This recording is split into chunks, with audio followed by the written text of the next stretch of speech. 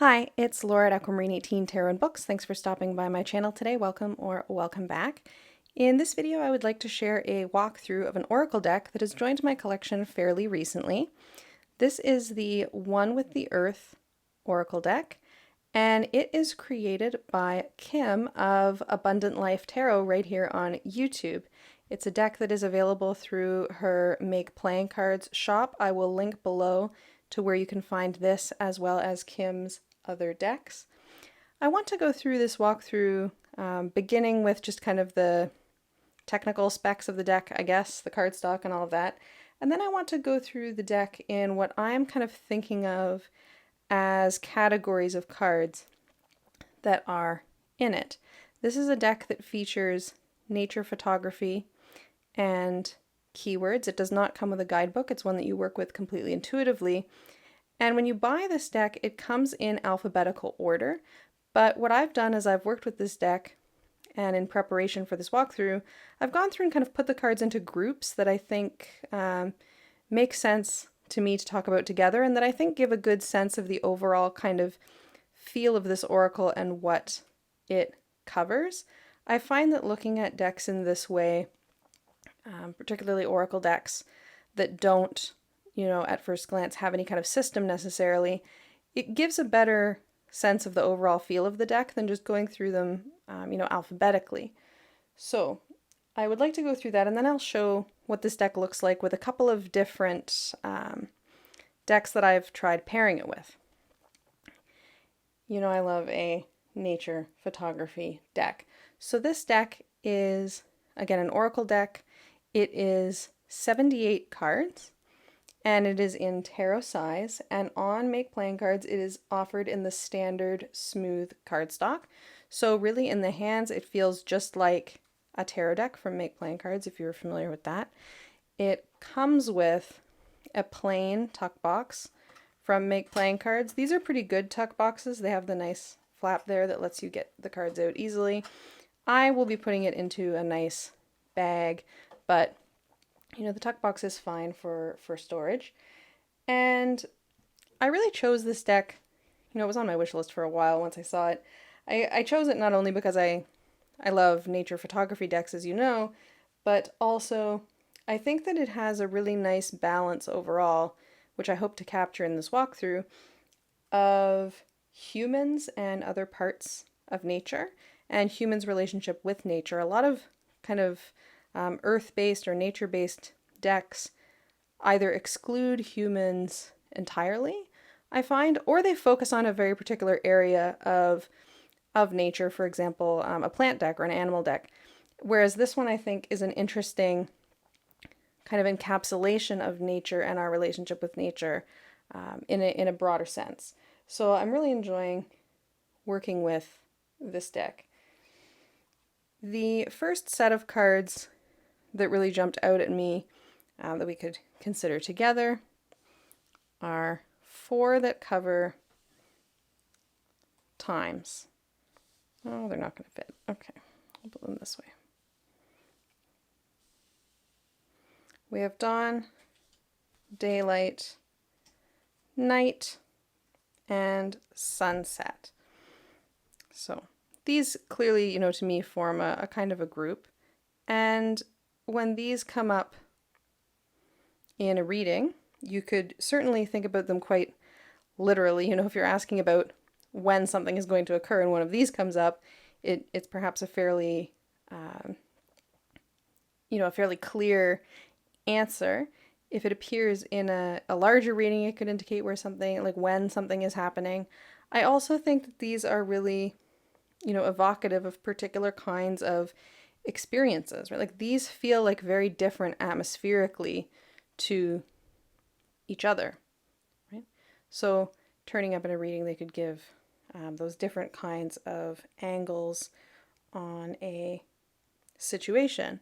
To me, dawn could evoke kind of freshness and emergence and something new, something new being illuminated, for example, where sunset feels, like it could speak to an ending of some kind as well. So there are lots of ways to work with cards like this intuitively, I think, in a reading. the next clear group of cards are seasons. And of course, when you represent seasons, there's inevitably some kind of geographic specificity involved, right? Not everywhere has a winter that looks like this, but certainly where I live, I have a winter that looks quite like this. So these are very relatable representations of the seasons to me. And for me, as a practicing druid, the seasons also have elemental associations, spring being associated with air, summer fire, autumn water, and winter earth. So that's an added layer that comes in when I have these cards come up, certainly. There's also a sense of, again, a kind of trajectory for me from a kind of, beginning of something or an emergence of something to a kind of culmination, to a kind of waning, if we think in terms of moon phases, to a kind of dark phase that could be represented by these seasons as well. And reading these, you could just think about, how these different seasons make you feel and what they bring to mind. And that would give insight into a reading with this deck. Now, as I go forward in this walkthrough, I think that the groups that I've put the cards in are going to become, perhaps less and less obvious and more down to my personal interpretation. I think that the 4 seasons and the times of day are fairly obvious groupings that I think most people working with this deck would identify. But going forward, there are lots of cards that could have been put in different combinations, and I'm just going to share them in combinations that make sense to me. Okay.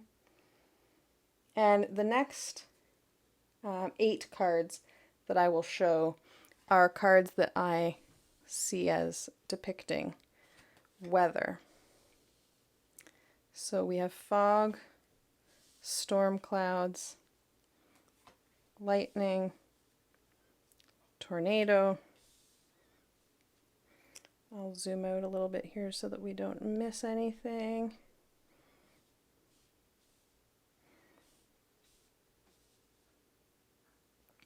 Forest fire. This is a emotional one for me right now with all the smoke we've had. Drought. Dry spell. And churning seas. Churning seas is definitely one that I could have put in a couple of different groups with it being associated with water, but churning seas to me feels, like it's pointing to a weather event. So I've put this group together. And these are very, I think, evocative of different kinds of dynamics that would be helpful to identify in any kind of divinatory reading. So, fog might speak to an unclarity, an inability to see where a situation is going. Storm clouds, perhaps something looming, something is on the horizon that is giving pause or making you nervous, suggesting that something challenging is coming but isn't here yet. So there's time to prepare with something like storm clouds. Lightning evokes this kind of tower feeling, a tarot tower, inevitably. A tornado is chaotic and terrifying, right?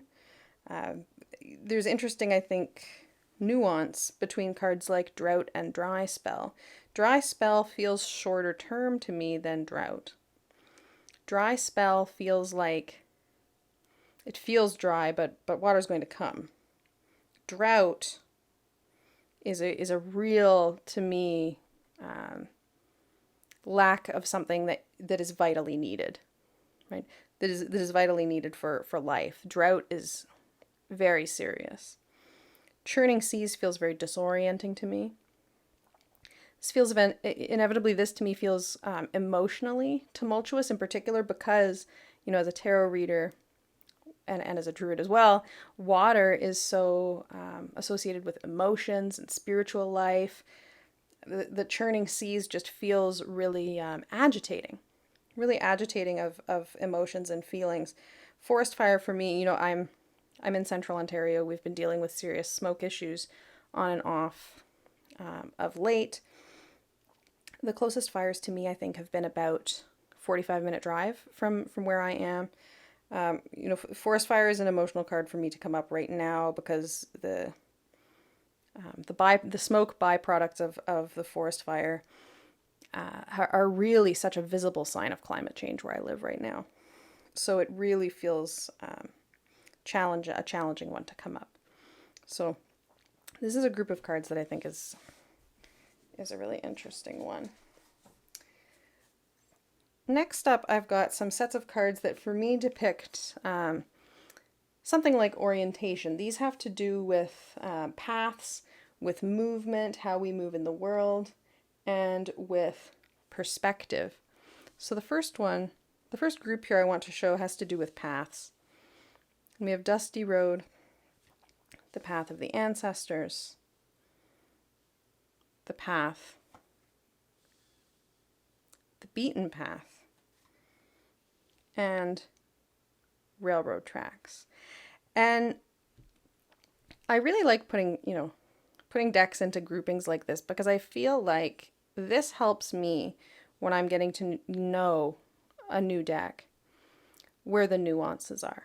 Because at first glance, you know, just looking at something alphabetically or as they come up, the path and the beaten path could feel redundant. I think with a deck like this, there can be the temptation to go through and you know, pick out the ones that you prefer and, you know, not keep in all of the cards because some feel repetitive. I don't think, you know, with one exception, which I will show, I don't think that there's any repetition in this deck. The beaten path to me very much brings to mind the idea of what other people are doing. You know, the path, this is not the road not taken. This is the road taken. This is the road taken repeatedly such that the path that is taken is worn into the ground. It's a beaten path. The path of the ancestors is also a path that has been taken before. Right? But these two feel very different to me. The beaten path feels more like convention for me.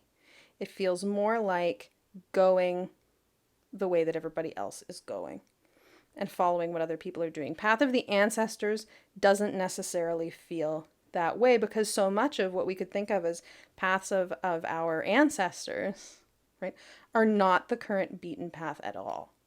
Right? Very different feelings. Whereas the path feels like my path. The railroad tracks is an interesting one that feels like perhaps taking a path in a way that is not intended. Walking along railroad tracks is navigating those tracks in ways that is not what the tracks are built for. Right? And railroad tracks brings to mind train hopping and, you know, these kinds of things as well. Railroad tracks also brings to mind divisions, being on different sides of tracks as a kind of division. And Dusty Road feels unsure. Dusty Road has something in common for me with fog, right? Can't quite see, where that path is going. And I really like this set of cards and the different associations that they might speak to in a reading. The next group has to do with how we move, perhaps along a path. Okay. And we have deliberate steps, pilgrimage, setting sail, wander, going home, expedition, ascension, and descend. Put those other cards out of view there for a minute. So these cards to me kind of go together in the sense that they all speak to how we navigate the world. And they all do so in different ways. Pilgrimage, feels very much oriented towards a particular end. A pilgrimage to a particular site, for example, a particular sacred site. It feels very focused on getting to a particular place and a particular experience for a very particular kind of reason. in ways that wander, for example, very obviously does not. Wander feels like exploring. It feels like curiosity. It feels like being open to letting the world around you steer the direction that you're going to take and being responsive to what you encounter and what you see. Expedition here with this image of people walking. And again, I like the blend of people and people free cards in this deck. Expedition feels collective to me. It feels like a trip that a lot of people are taking together. It feels kind of adventurous. And that has to do with this picture for sure. Going somewhere new versus going home, for example, right? Deliberate steps doesn't, to me, have the same focus on an end point as something like pilgrimage does, but it is definitely very purposeful in ways that wander is not. Deliberate steps feels like making choices in your life, in your day-to-day, to go in a particular direction, to live a particular way, to live according to principles, to be authentic in the way that you show up in the world by making choices deliberately, by living your path in everything that you do. That is what comes to mind for me with deliberate steps. And that feels very different than something like pilgrimage. Set sail brings to mind for me an emotional journey because of that affiliation with water. This doesn't feel so much like literal movement, perhaps as some of the others. It feels also like something new because you're setting sail, you're setting off. And ascension and descend, bring to mind, perhaps associations of upper world and lower world. If upper world, middle world, and lower world are divisions that you work with, this is something that comes to mind for me. Perhaps ascension has a particular kind of striving associated with it, and descend has a particular kind of going deeper into a situation associated with it. So there's lots of things that these could suggest in terms of how you are navigating or might navigate a situation that you are doing a reading about. Next up is just a few cards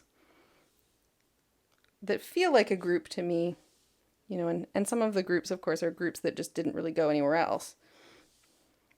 And we have hidden beauty, new heights, new perspective, and wave watching. These feel like ways of observing, ways of being present, ways of considering a current situation and what you're seeing in that current situation. Right?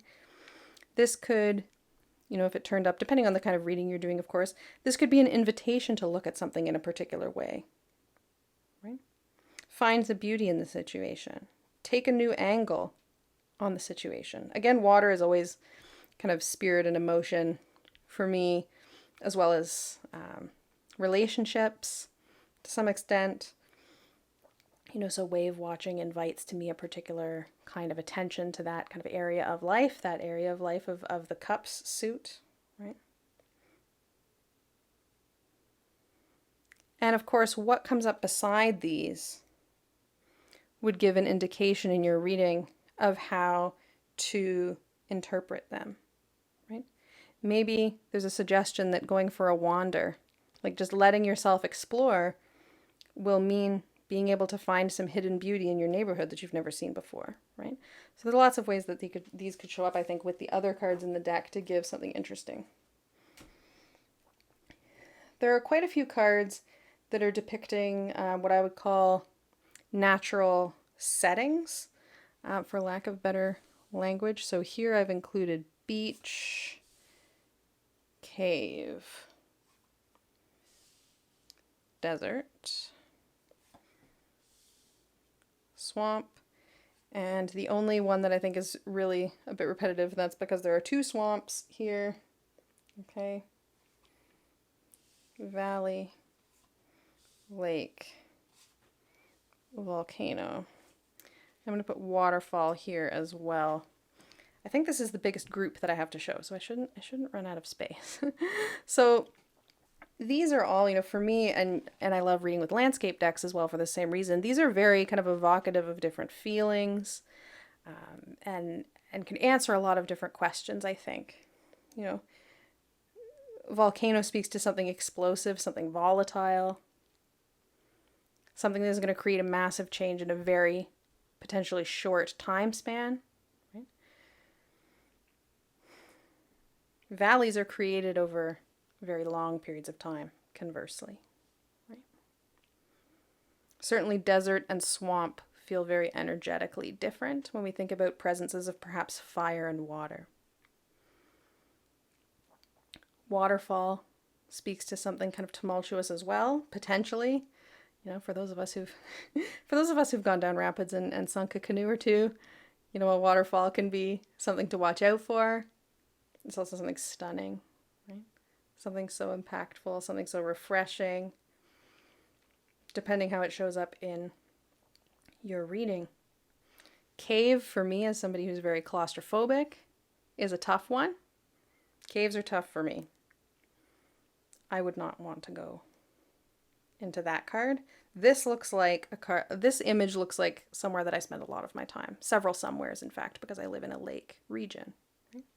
So my life and my experience of nature as an outdoorsy person, as a druid, you know, as somebody who lives in the region that I do, who enjoys hiking and camping and all these things, these all have different kind of associations for me that are going to be very personal.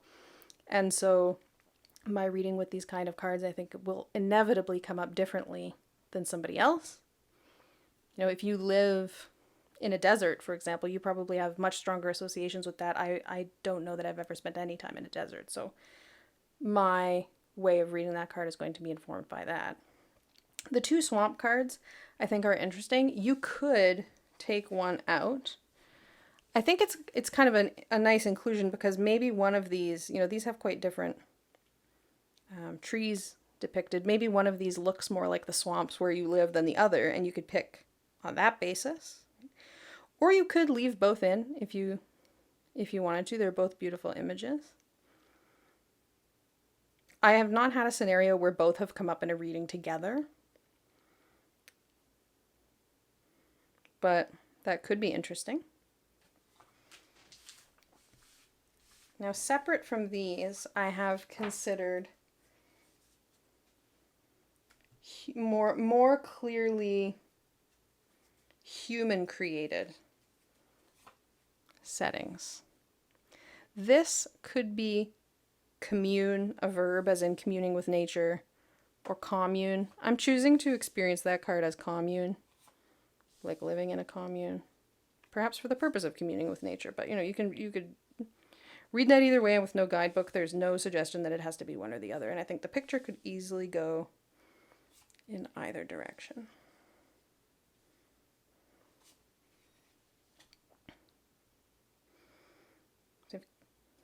Commune, temple, village, shelter, sacred ruins, labyrinth, lighthouse, treehouse, and a seawall.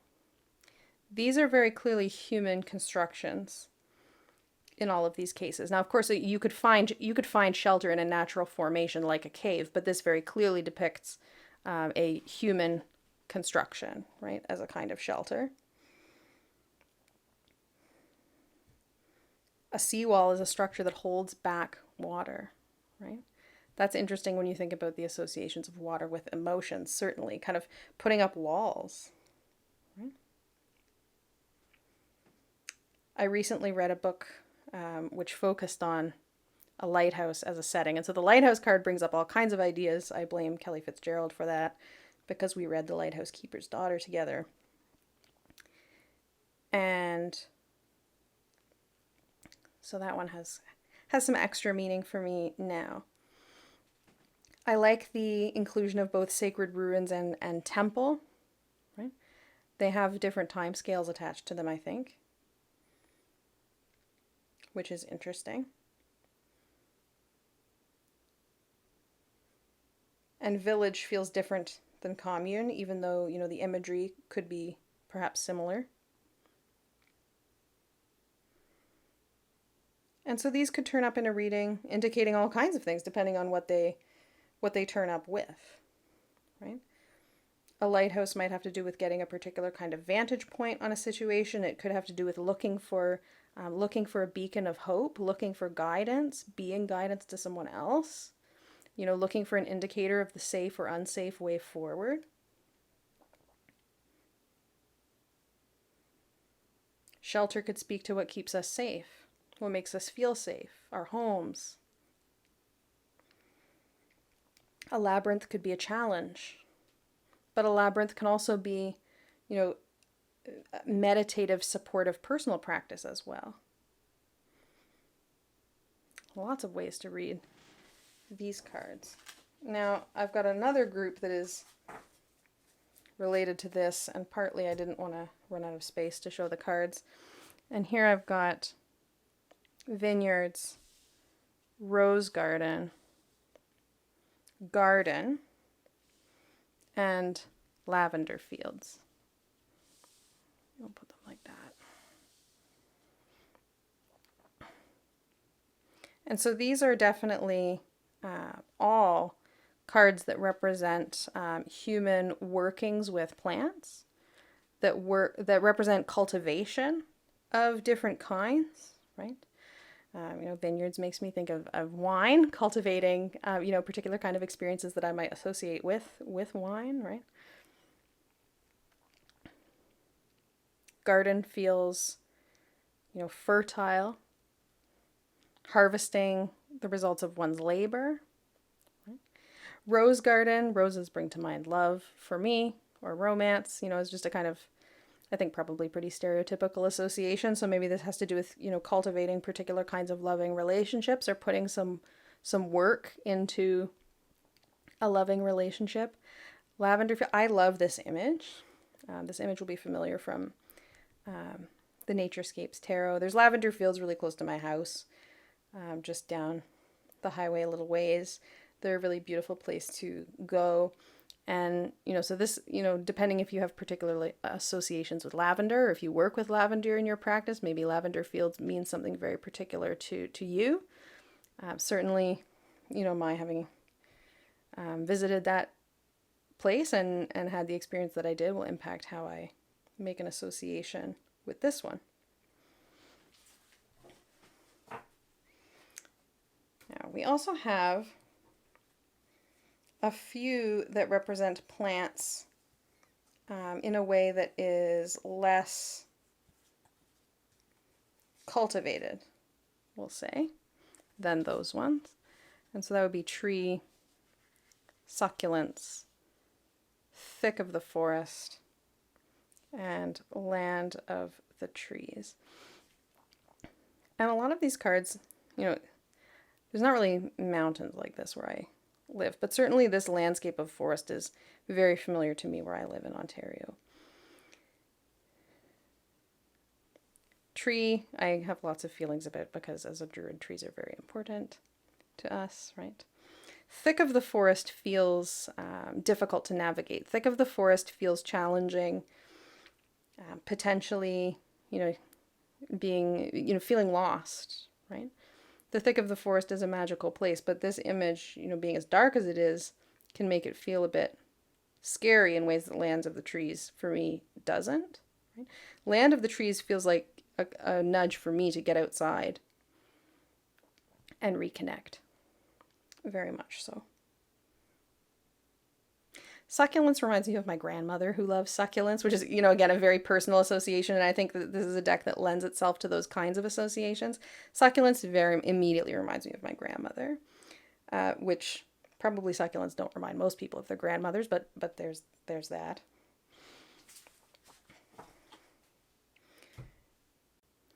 The last set of really kind of natural settings focused cards I'll share are these three that I've separated out because they have to do with all tides: tide pool, high tide, and tidal wave.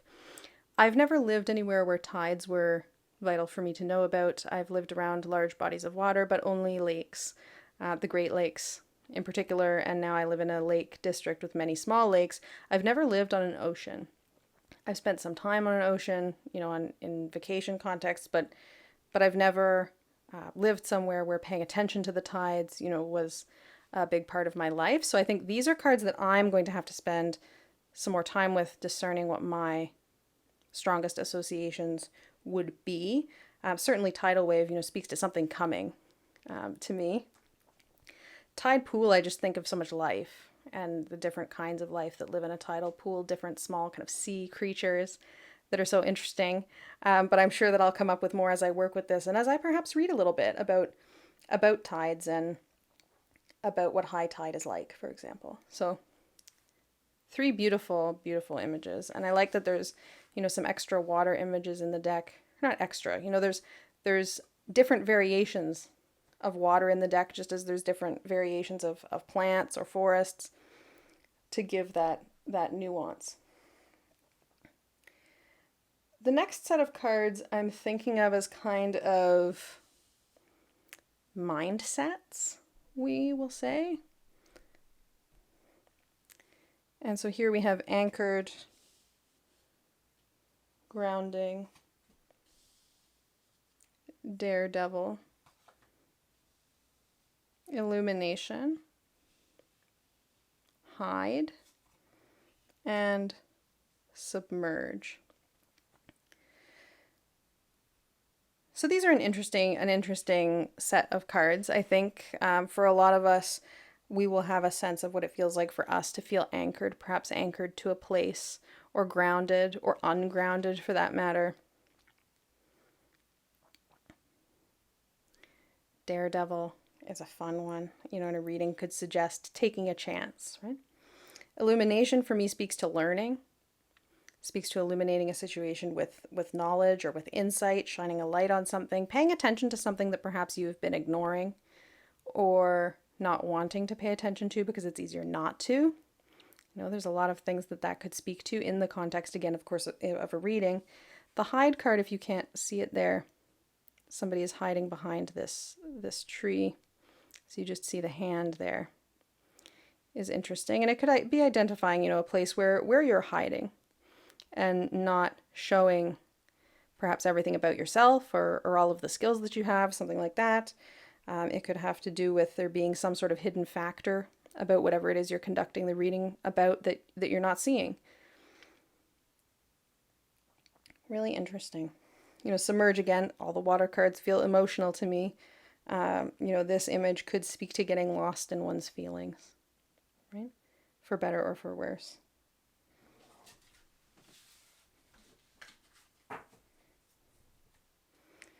The next grouping of cards that I've identified has to do with being with others and the extent that we are or aren't with others. To carry your brother.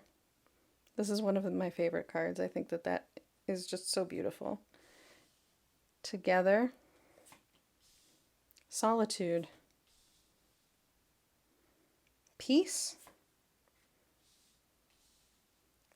Stillness. And company. So these all, speak to in one way or another how with others or not we might be at a particular time, or how much we might need to be. A card like stillness could speak to maybe needing some alone time, right? Solitude for me could speak to feeling alone, feeling isolated in a way that it's undesirable, but it could also speak to needing to get away for a little bit. This to me could mean both.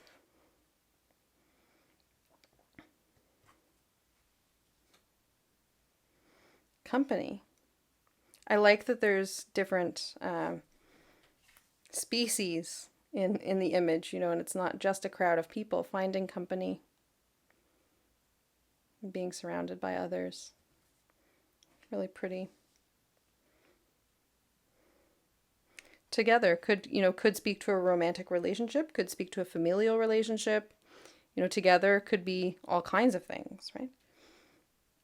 Peace feels like a solitary piece to me, just based on the imagery here of being a single person looking off into the distance. But of course, finding peace doesn't require being on your own. And this, can we just have a moment? Can we just have a moment for this beautiful caption, to carry your brother, on the photo of these 2 children? Who supports you and is there for you no matter what. And I would put my brother in that category, my sister as well. The last 4 cards in the deck, I'm calling kind of big concept cards. And they also just kind of don't clearly to me fit anywhere else. And we've got universe, the land, death, and fire. So fire to me here, feels very different than something like, say, the forest fire card, right? Like this is clearly built. This is built deliberately and is perhaps keeping people warm while they're out camping on a beach or something like that. Maybe it's a place to cook. But it could also, just based on the simplicity of the keyword, speak to the element of fire, bringing passion to something, bringing energy to something, bringing motivation to something. Death, maybe that's death like in the tarot for you. Maybe it is more literal. Maybe it's an ending of something. The land feels like, for me, land in the sense of kind of land, sea, and sky. Like this feels like realm to me, more so than something like the forest card does. And universe is totality. As a pantheist, universe is sacred. This brings to mind being part of something much bigger. This brings to mind thinking about, the vastness of the universe, the unfathomable vastness of the universe, beyond, the little slice of nature that we get to inhabit, not just on Earth, but in our, localities or our ecosystems that we live in, that I think this deck is a beautiful way to connect with, no matter where you live, because there's lots of landscapes represented. So that is the One with the Earth Oracle by Kim of Abundant Life Tarot. Now I want to, if I can, just show how it looks alongside a couple of other decks. When I pair an oracle deck like this with something else, I might be thinking about the 2 decks doing different things. This to me is a kind of deck that you could just do a full reading with if you want to. This oracle deck to me lends itself to, just being in a spread itself. We can think about a past, present, future. You've been dealing with, some confusion and some uncertainty with the fog here, and that, you're feeling that end. And, the near future result is seeing things much more clearly, right? There's so much that you could get out of just 3 cards here. You don't really need to pair it with anything else. But I have found that I enjoy pairing it with a final message of, that's instruction cards that I just shuffled into my deck. I'll have to go and make sure that I can fix that later. This is Animal Allies. This is a nature deck with not a lot of animal representation, so maybe you pick an animal to support you through the journey, or whose characteristics can inspire you, and be a bit of a guide for you, or who you might best embody as you navigate whatever comes up in your reading. I like drawing an animal card at the end of a reading, You might, instead of pairing it with an animal card, choose to pair it with another system. This is my deck. This is my an arboreal ogham. You could pull an ogham to help you through, or as a support. You could draw, I'm making a mess now. You could draw ogham or another system alongside your spread positions if you wanted to.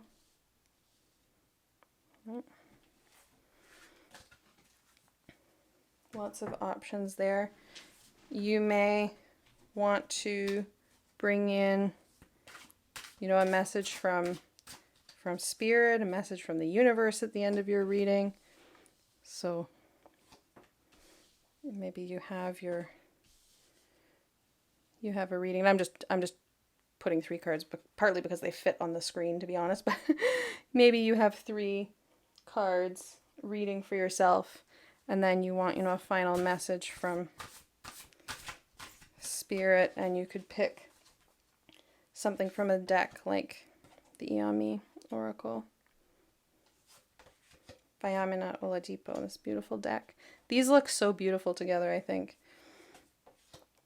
And so much in the Iami Oracle has to do with nature as well, and the Orisha's a relationship to nature, right? So these two could go really beautifully together, I think.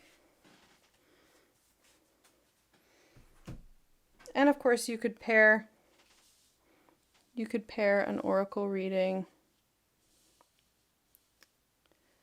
with tarot, as many of us do. I'm gonna have to zoom out some. This is the Fyodor Pavlov. You could do a tarot reading and draw one of these oracle cards at the end. So lots and lots of ways to work with this beautiful oracle deck. One with the Earth Oracle by Kim at Abundant Life Tarot. So thank you so much for watching my little walkthrough.